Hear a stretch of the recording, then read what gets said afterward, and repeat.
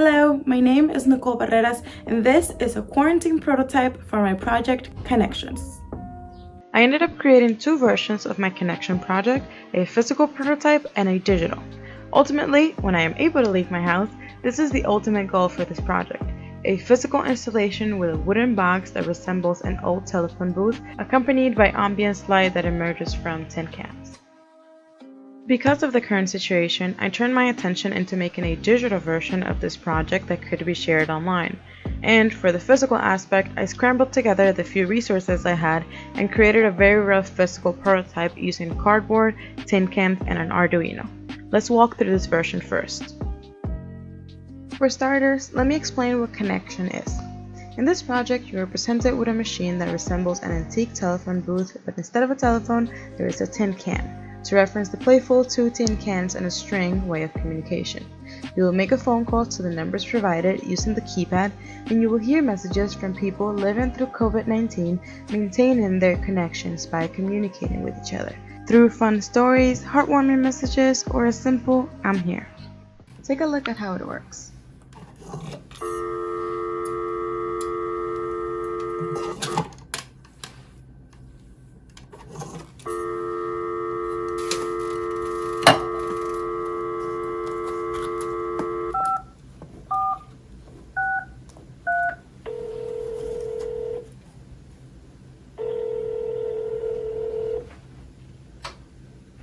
Hello, it's Maria from the office. I heard from Andrew that you haven't been feeling very well. I wanted to ask if there was anything I could do to help. I know this might... Another aspect of Connections is ambience lighting. I was not able to fully implement this in the physical version, but in its final form, once you call a provided number, tin cans will light up with different colors and give these calls a sort of aura. For the physical version, I only created the small front face of the phone booth. To do this, I made a print of the digital version and cut out a similar shaped cardboard box to make it sturdy. This was one of the longest parts, as my dog was really into the cardboard box. Like, really into it. After that, I cut out more cardboard to create the surrounding parts of the phone booth, as well as a stand for the can. I made holes for the ultrasonic sensor and the keypad, and created a base for the Arduino to rest on while inside the booth. To add to the prototype, I collected cans and punctured them repeatedly so that ultimately, when they all have lights within them, the light not only goes through the open hole, but also through the perforations. I then glued all of these different components together onto a cardboard backend and created a handwritten version of the numbers to call. I also spent quite a bit of time taking apart some broken headphones to rescue the one good speaker and used it to transmit the audio through the can. But it didn't work. I tried the speaker I so excitedly took apart, as well as an Arduino component, but I did not have the right transistor, and so the audio was way too low.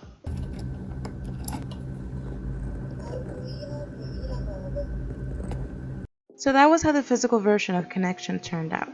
It is very, very rough and really made out of whatever scraps I could find during quarantine. But I'm happy with the implementation of the Arduino and the interaction between Max and the physical world. To show you a little bit of the patch, this is what controls the ultrasonic sensor, and the rest controls the input of the keypad and the output of the audio.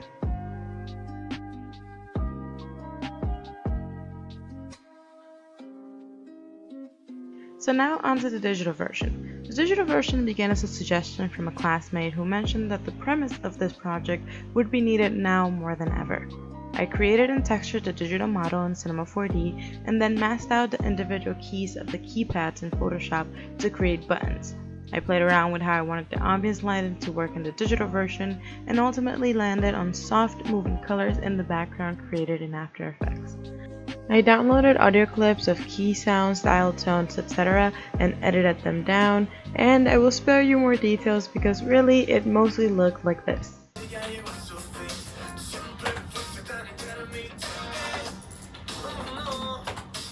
I will walk you through the Max patch more on this one because it builds from the physical patch, but is a lot more elaborate. So these images right here help transition from a closed can to an open can with a very quick animation. I color-coded most of these into separate groups because it helps me organize things better and explain them better. So here in the cream you can see all of the buttons. They are then sent to this green portion, which determines whether the key is a number or a symbol. Down here in the light orange one, there is an invisible toggle, which is the one that determines whether the can is open or closed. Once you dial your keys on the cream one, it will take you to the pink one, and this will separate the keys one by one and then put them together after there's 4, and this will help determine whether you dialed one of the correct numbers or an incorrect number. If you dial an incorrect number, the phone will ring, but then it will tell you the number is incorrect and then hang up.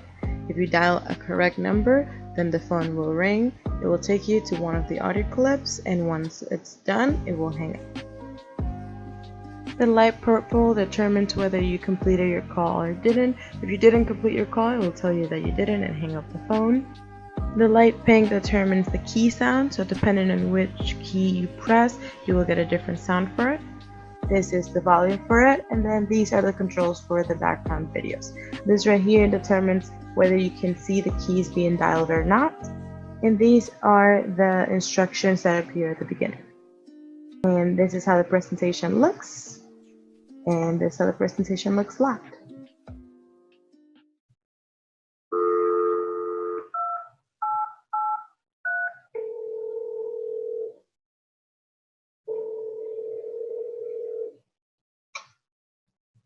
Hey, how are you doing?